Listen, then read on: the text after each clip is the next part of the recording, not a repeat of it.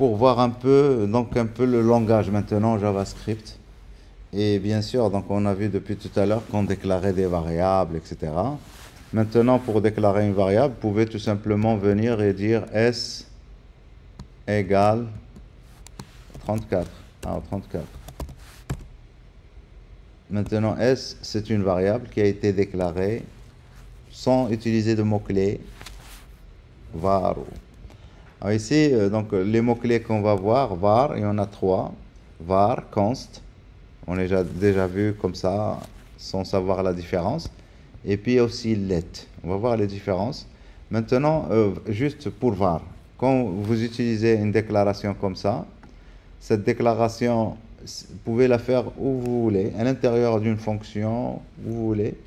La variable que vous déclarez va être globale.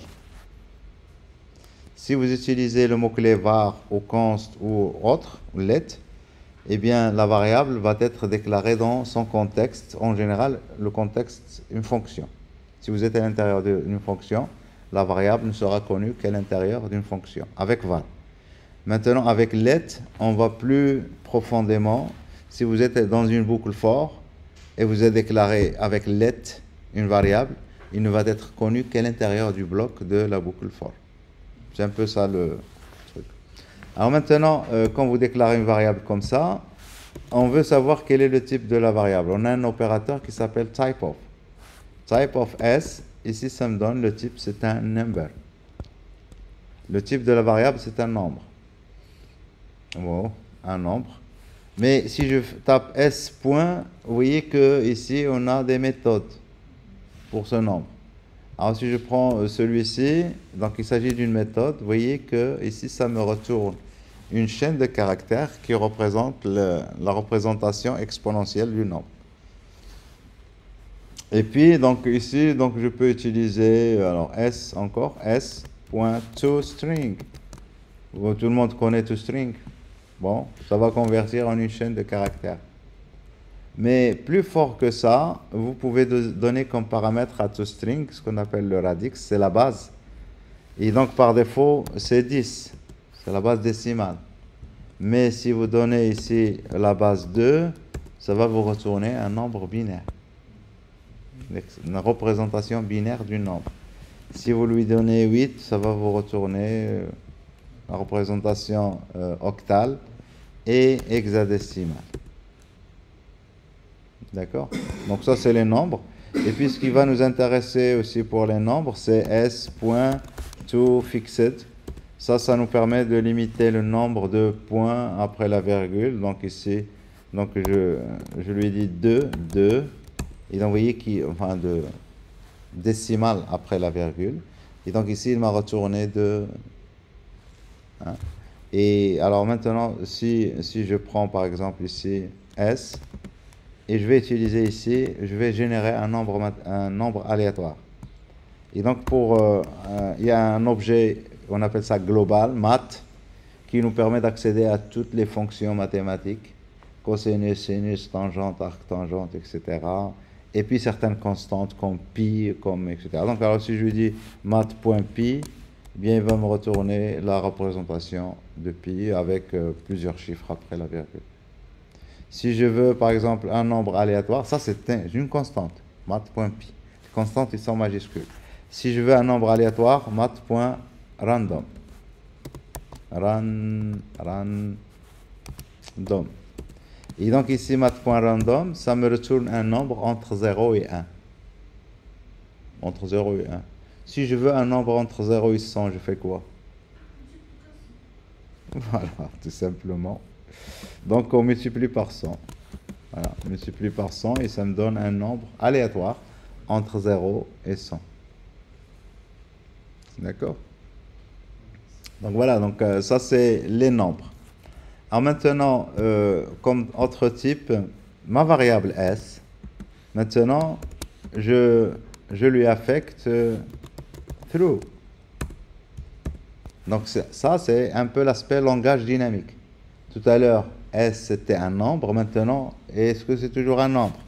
On va lui demander type of S. Et là il me dit, ah maintenant c'est un booléen. Est-ce que le booléen S est un objet? Oui, il s'agit d'un objet. Et vous voyez ici, donc vous avez toString toujours, value of, constructor. Et le fait que vous voyez constructor, c'est le constructeur. Et donc il s'agit d'un objet. D'accord? Alors pour le prouver, donc ici, vous pouvez faire, si vous voulez, s.a égale à 45. Bah, si je lui dis s.a alors égale à 45, ici il n'a pas connu. Hein, il n'a pas pu le modifier. Et donc ici, si je lui dis s, il me retourne true. Il s'agit toujours d'un booléen. Maintenant, si je fais s, et donc là vous allez voir un peu les subtilités du langage. Si je fais s fois 2, ça donne 2. Ça veut dire quoi? Qu'est-ce qu'il a fait là? Là, j'ai fait le produit, vous êtes d'accord? Étoile, c'est le produit. Ça veut dire quoi?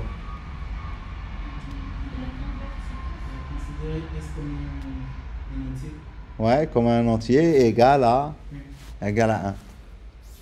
Ok, donc si je fais ici s fois 1 ou s moins 1, vous voyez que c'est 0. Donc s, donc through, derrière, il s'agit d'une constante enfin, derrière un booléen, la valeur booléen through, et donc on a le nombre 1. Et donc si vous faites un produit, alors ça c'est important de le savoir parce que vous pouvez faire ici var a égale, alors égale, par exemple à s. S il est vrai maintenant, vous êtes d'accord? C'est true. Égal à S. Et donc, alors les opérateurs booléens, c'est et, donc les expressions, donc les opérateurs logiques, S est 45, 34. Alors, si je lui dis maintenant A, vous voyez que la valeur ici, c'est 34. Alors, comment il a fait? Alors, S, c'était quoi? C'était true. L'opération et, comment il se produit? Donc il faut que les deux valeurs soient vraies. Les deux opérandes soient vraies pour que l'ensemble soit vrai. D'accord? Donc il a fait, donc vous voyez qu'il a fait l'affectation du deuxième élément. Et des fois, donc, en JavaScript, vous pouvez trouver des expressions comme ça. Si je fais maintenant le ou maintenant, ou 34, comme tout à l'heure, exactement comme tout à l'heure. Alors maintenant, A, ça va être quoi? True. Ouais, pas vraiment. Donc ici, on va lui dire A, ouais, true.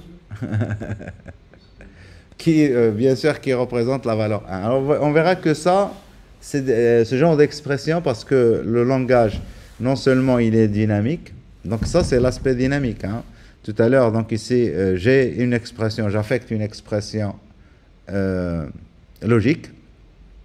Et donc S ici est égal à true, là 34 est égal à true. Et donc si je reprends la même expression et je mets ici 0, vous pouvez trouver des expressions comme ça. 0 c'est false. Et donc ici c'est la deuxième expression qui va être exécutée, non? Parce que quand on a un ou, si le premier opérand est faux, donc on passe au deuxième. Et donc ici, si je lui dis A, il va me dire 34. Et donc on verra des cas d'utilisation de ça parce que en général, le code que vous allez écrire, vous allez vous baser sur des bibliothèques et dans ces bibliothèques, vous allez trouver du code qui existe déjà et des fois on veut comprendre. Et donc vous allez voir ce genre de choses qui va se produire très souvent. Alors, donc ça c'est pour les booléens. Alors les booléens, donc donc, alors, il y a des choses, donc il ne faut jamais faire, par exemple, if, vous avez une variable s, il ne faut jamais faire if s égale à true. Il ne faut jamais faire ça. Vous êtes d'accord? Parce que si s est une valeur qui est égale à 50, est-ce que 50 c'est true ou c'est false? Donc c'est true. Donc, mais la valeur de true, on a vu que c'est 1. Est-ce que 50 est égal à 1? Eh bien non. Donc il ne faut jamais faire ça. Donc quand vous avez une expression booléenne, bah, vous faites if s. Tout simplement. Il ne faut pas faire égal à. D'accord?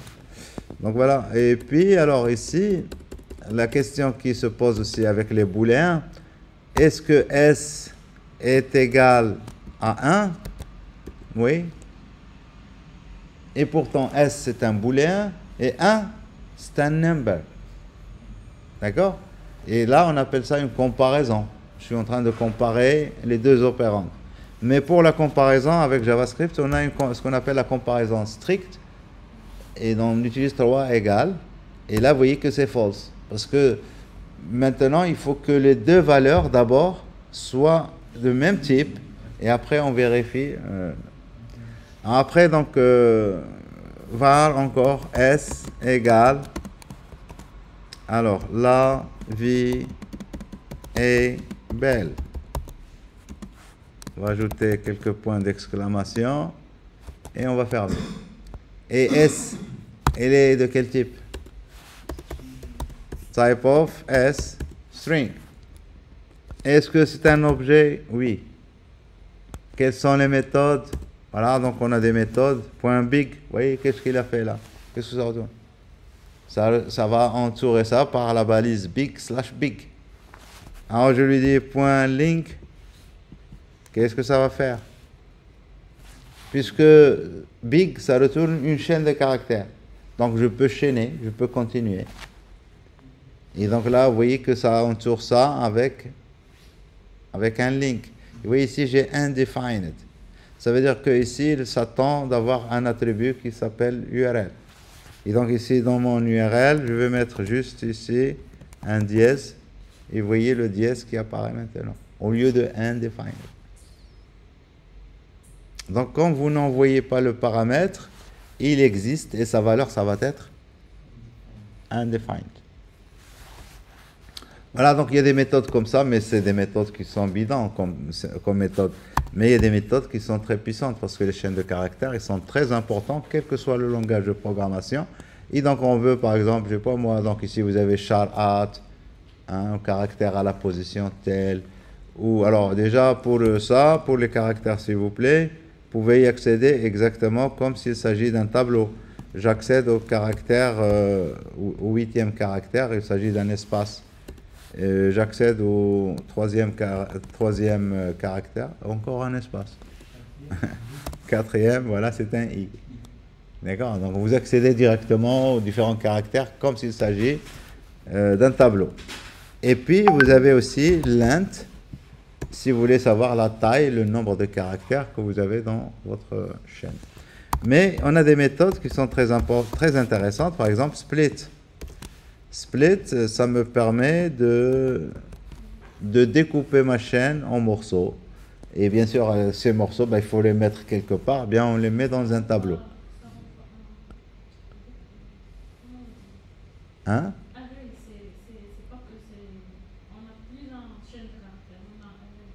Ouais, on a ici un tableau, donc on n'a plus une chaîne de caractères. Le résultat ici, c'est un tableau. On verra, il s'agit d'un objet. Et par contre, donc, je peux lui dire de me faire ça, de me découper par des espaces. Et donc, vous voyez, là, c'est un peu là, oui. Et puis, là, je l'avais fait exprès ici, j'ai mis plusieurs espaces.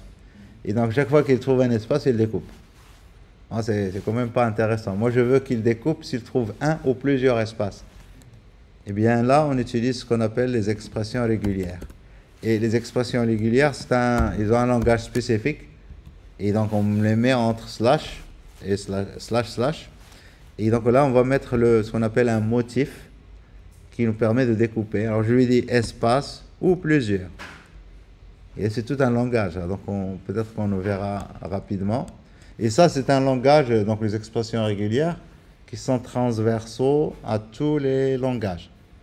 Vous faites Python, vous faites Java, vous faites C. Il faut apprendre à utiliser les expressions régulières parce que ça nous permet de faire des traitements très poussés sur les chaînes de caractères. Donc ici, voilà, j'ai découpé à chaque fois qu'il trouve un ou plusieurs espaces. En tableau. Ah oui, donc pour convertir en majuscule ou minuscule, ça doit être quoi? Voilà, to uppercase, to lowercase, etc. Et puis on enlevait les espaces à la fin, au début, c'est trim. Ça, c'est courant dans tous les langages. Voilà. Voilà, donc ça c'est pour les tableaux. Donc ici, quand on a un tableau, enfin pardon, un résultat comme ça, le résultat qui est retourné par split, c'est un tableau. Et on verra après les tableaux, votre camarade il dit join. Bon, on peut aller très loin. Donc ici, je vais utiliser une méthode des tableaux. Reverse. Ça va faire quoi? Ça va inverser le tableau. Point join. Et on va joindre ça comment? Là, on va remettre quand même des espaces, non? On va remettre des espaces. Comme ça, on va avoir une vraie phrase. Voilà. Donc le résultat, la vie. Alors, la vie est belle. Ouais. Mais bien sûr, donc j'ai reversé juste les mots. Si on veut reverser tout ça.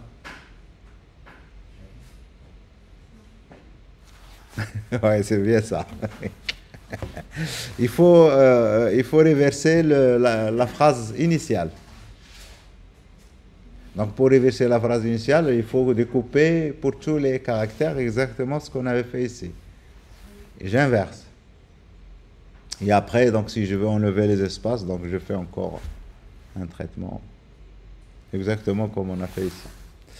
Voilà, donc alors il y en a plein de méthodes pour les chaînes de caractères. S.search, hein, et donc chercher quoi? Ben, je cherche toutes les dates, par exemple. Et c'est quoi toutes les dates? Eh bien, toutes les dates qui correspondent à un format d'une date. Hein, day, slash, month, slash, year. Et quel que soit le chiffre, 1, 2, je m'en fous, donc je veux toutes les dates. Et quand je prends ces dates, je veux les écrire dans un autre format. Eh bien, tout ça, on peut le faire. Et les expressions régulières, s'il vous plaît. Les traitements sur les chaînes de caractères. Alors, il est où l'éditeur de code? Eh bien, vous pouvez les faire ici. Quand vous faites ici CTRL F ou CTRL H, alors, commande H et C, s'il veut bien. Ah, c'est pas le même. Donc, alors, les raccourcis ici sont différents. Oui, ici, donc, on peut utiliser les expressions régulières pour chercher. Donc, je peux lui dire, je cherche inférieur. Bon, je lui dis ici point. Alors, donc, ici, point. Plus. Est-ce que c'est bien ça? Et donc, alors, vous voyez ici, tout ce qui est ici sélectionné, c'est bien ça. Je ne sais pas si vous voyez. Alors, je lui dis, oui, donc, alors, je garde ici plus, et je fais ça. Et vous voyez que ici, là, ça a été sélectionné, mais il n'y a pas de... Ça, c'est sélectionné, ça. J'ai trouvé ça. Et donc, je peux faire un traitement. Donc, toutes les balises ici sont sélectionnées. Je peux faire un traitement global sur un document. Imaginez ma page ici. J'ai plein de centaines de divs avec une classe machin, etc. Et je veux modifier ça. Je veux plus que ce soit une div. Est-ce que je vais parcourir toutes les divs les unes après les autres? Eh bien, je vais faire un chercher, remplacer tout d'un seul coup.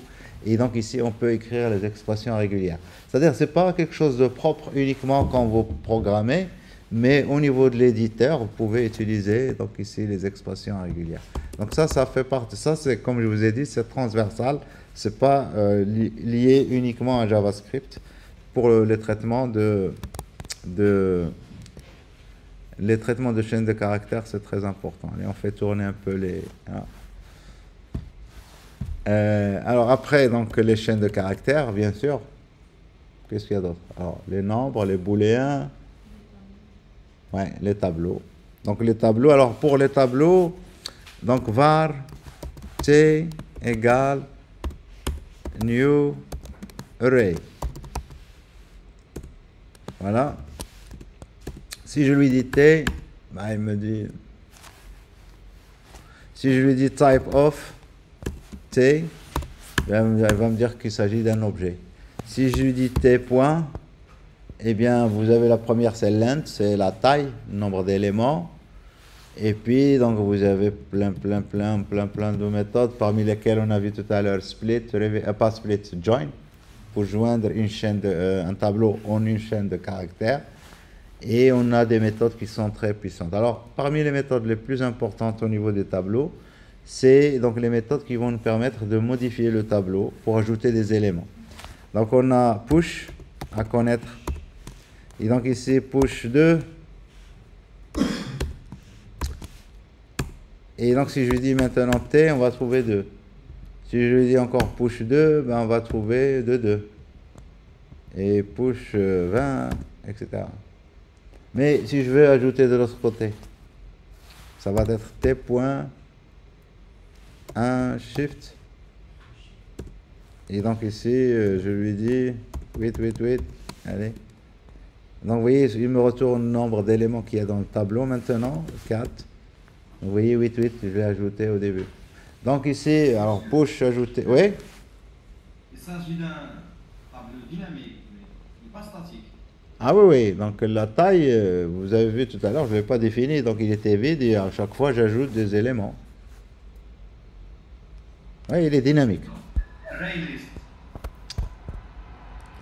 Vous faites la comparaison avec Java. Oui, il s'agit d'un tableau dynamique, donc vous pouvez ajouter autant. C'est un peu donc derrière, vous allez trouver donc les listes chaînées et c'est ça les tableaux finalement, dynamiques. Donc je peux ajouter des éléments à la fin. La fin, on appelle ça tail, c'est ça? Et le début, la tête, c'est quoi? C'est head, d'accord? Et puis, donc, alors, on peut ajouter des éléments à la fin, on peut ajouter au début, mais aussi on peut enlever un élément de la fin, c'est pop. Et donc, ça me permet de récupérer le dernier élément, mais en même temps, il va le supprimer. Et donc, ici, si je lui dis T, donc le dernier élément est enlevé.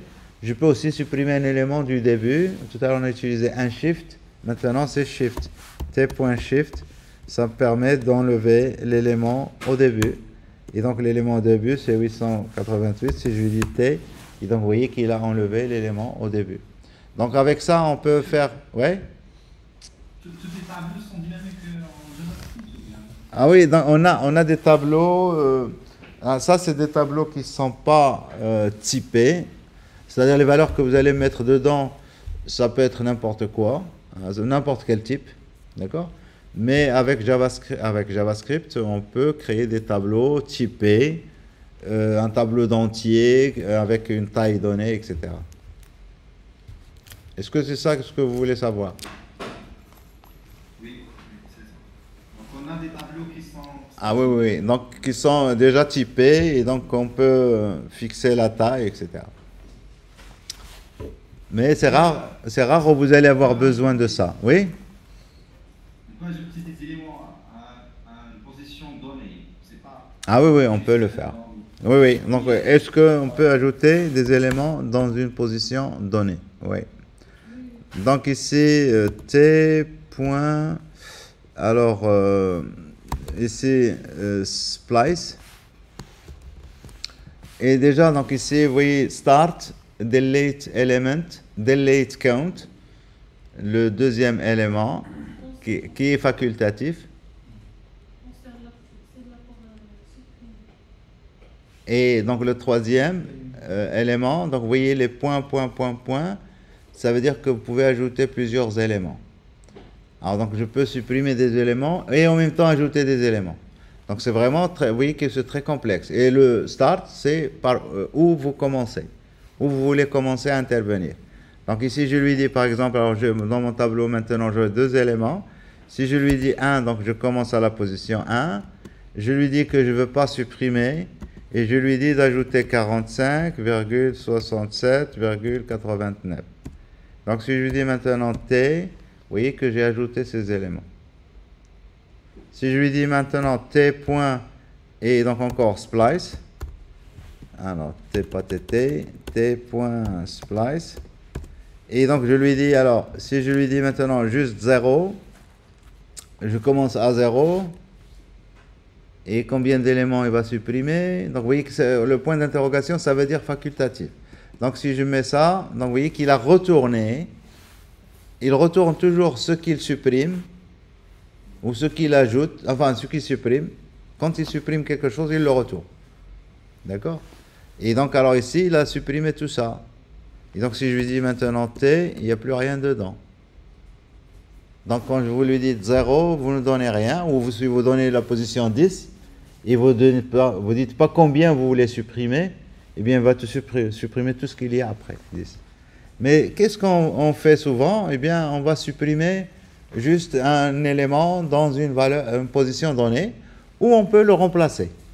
Donc, si je prends maintenant, alors s'il vous plaît, les tableaux T, avec maintenant la représentation littérale. On appelle ça la représentation littérale.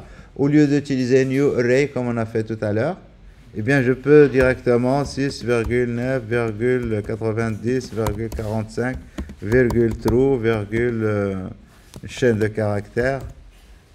Hein? Même si donc c'est true, il s'agit d'une chaîne de caractères, virgule, un tableau. D'accord? Un tableau vide. Voilà. Donc ici, mon tableau T, il contient tous ces éléments. 0, 1, 2, 3, 4. Ici, la variable booléenne ici, l'élément booléen true, je veux l'enlever. Donc 0, 1, 2, 3, 4. Je veux le remplacer par false. Donc ici, qu'est-ce que je fais ici? T.splice. Et donc, je commence à quelle position? La position, c'était 5, on a dit. 5. Et je vais remplacer ça par la chaîne false. Ah, c'est juste une chaîne de caractères, hein, false. Et donc, maintenant, je lui dis, alors, est-ce que c'est bien ça? Donc, je lui dis T. Non? Ne pas remplacer. Ok, donc, c'était pas ce qu'il fallait faire. Hein. Il faut dire combien d'éléments? On a oublié. 1, je veux remplacer un élément par la chaîne false. D'accord? Donc, je lui dis à la position 5, je vais remplacer un élément. On va supprimer un élément. Et ajouter celui-ci à partir de cette position. Et donc, ici, voilà, donc l'élément qu'il a supprimé, c'est true. Et alors, donc, 5, c'est la position. 0, 1, 2, 3, 4, 5. C'est le true. Hein. Il va le remplacer par false, et donc, on va avoir false à la place de true. Donc, vous voulez remplacer, supprimer, ajouter. Voilà. On a les piles, les fils. Attention, les piles et les fils, c'est très important en programmation. Vous avez des tâches, vous les enfilez, les unes après les autres. Et vous avez des workers, des travailleurs. Quand un travailleur est libre, il va aller tirer une tâche pour l'exécuter. L'autre est libre, il va aller tirer une tâche. Donc, alors, tirer une tâche, c'est faire un pop, par exemple. Pop. Quand vous avez une nouvelle tâche qui arrive, ben, je vais un shift, je vais l'ajouter au début. Et donc ça, c'est les fils, l'ordre. Et puis des fois, il y a des applications, on a besoin des piles. Et les piles, donc je construis, quand je prends d'en haut. D'accord? Donc voilà les tableaux. Alors ici, juste pour les tableaux, donc il y a plein de méthodes. Comme on a fait tout à l'heure, donc ici, je peux créer un tableau dynamiquement. New array. Et donc, si je lui donne ici un nombre entier, eh bien, il va me créer un tableau qui contient autant de cases que le nombre entier que vous lui avez donné ici. Si je fais ici, si je donne ici une deuxième valeur, eh bien, il va me créer un tableau qui contient les deux valeurs. Quand vous donnez un seul paramètre, ici, eh bien, il va vous créer un tableau qui contient autant de cellules. Je peux continuer, point, et donc il y a des méthodes, il y a plein de méthodes. Par exemple, fill. Fill, je lui dis de remplir ça, et vous voyez, automatiquement, il l'a rempli avec undefined. Ben non, je vais lui dire, je veux que tu me le remplisses avec des 1. D'accord? Voilà, donc ici, il va me le remplir avec des 1. Bon. Moi, je veux le remplir avec un nombre aléatoire. Avec des nombres aléatoires. Alors, donc ici, au lieu de le remplir avec ça, donc on peut penser, faire math, point random, c'est ça? Point random, oui, c'est bien. Mais vous allez voir que le nombre est toujours le même. Puisque ça va être exécuté une seule fois. Non, c'est pas ce que je veux. Je veux que ça soit rempli à chaque fois par un nombre. Alors ici, c'est très important quand vous créez un tableau comme ça. Donc ici, alors je vais garder ici fill et je vais le remplir avec 1, avec des 1. Et je le récupère dans ma variable var t égale. Maintenant, mon tableau, je veux le parcourir pour modifier les valeurs. On fait une boucle. For i égale 0, i doit rester inférieur à t.length. Bon, au lieu de faire ça, vous avez ça pratiquement dans tous les langages. Vous pouvez exécuter une boucle for each, hein, for each. Et dans chaque tour de boucle de cette fonction, à l'intérieur de cette fonction, à l'intérieur, ça va être une boucle qui va être faite à l'intérieur. Et pour chacun des éléments, on va exécuter une action. Ben nous, qu'est-ce qu'on doit donner? On doit donner l'action qu'on veut exécuter. Et l'action qu'on va exécuter, ben, ça doit être une function. Une fonction. Alors, si je fais ça ici, eh bien, ma fonction va être exécutée logiquement ici, autant de fois qu'il y a d'éléments dans le tableau. Mais ici, il ne fait rien. Il faudrait qu'on fasse quand même quelque chose. Eh bien, pour faire quelque chose, il faudrait qu'on récupère l'élément courant. L'élément courant, donc ici, pour le récupérer, donc je vais mettre ici un paramètre E, et ça va être l'élément courant. Donc ici, je fais console.log, et donc ici, l'élément courant. Alors, pas ça, c'est juste E, voilà. Donc, vous voyez que ici, 1, il a été imprimé 100 fois. Alors ici, bien sûr, donc je ne veux pas loguer. Moi, ce que je veux, c'est peut-être changer la valeur du tableau. La valeur du tableau à la position, à l'indice I. Ben, il me faut l'indice. Alors l'indice, on peut le récupérer. C'est le deuxième paramètre ici, I. Et donc, je mets ici de I. Et là, je lui dis égal maintenant à math.random. Et là, en exécutant ça, si je lui dis T, eh bien, toutes les valeurs, 0,5, 0,3, 0,3, 0,7, vous voyez que toutes les valeurs maintenant sont différentes. Ça veut dire qu'on a exécuté pour chacun des éléments. Alors, il y a une autre manière beaucoup plus intéressante, au lieu de faire for each, puisque je veux agir sur chacun des éléments. Et donc, c'est ça la puissance des tableaux. Et ça, vous allez le retrouver dans tous les langages. T.map, qui va me retourner un nouveau tableau. Et donc, la fonction que j'avais exécutée tout à l'heure, c'est à peu près la même chose, function. Et donc, j'ai ici l'élément. Si j'ai besoin de le récupérer. Moi, cet élément, je m'en fiche. Donc, je vais l'appeler X ou E, ou peu importe. Mais je ne vais même pas l'utiliser. Hein? Alors, ma fonction. Alors, I, si j'en ai besoin aussi. Mais je n'aurai pas besoin ni de X ni de... Et donc ici, la valeur du nouveau tableau, c'est la valeur que je vais retourner. Et donc je vais retourner math.random. Random, alors point, au lieu de 2 points, voilà. Eh bien, ça va me retourner un nouveau tableau. Il faut que ça ne va pas toucher le tableau initial T. Ça va me retourner un nouveau tableau que je peux récupérer pour faire quelque chose. Ah, ici, il y a une erreur quelque part. Return apps, pas apps, c'est random. Et puis, bien sûr, donc, je vais récupérer mon tableau ici dans une variable, comme ça on va le voir, var t2 égale. Et donc ici, pour qu'on voit un peu les choses, donc je vais mettre ici, alors on va mettre 100 fois math.random. On va continuer encore, parce que moi je veux que ce soit un entier. Je veux que ce soit un entier. Et donc je vais mettre ici une fonction JavaScript parseInt. ParseInt. Pour transformer ça en entier. Oui.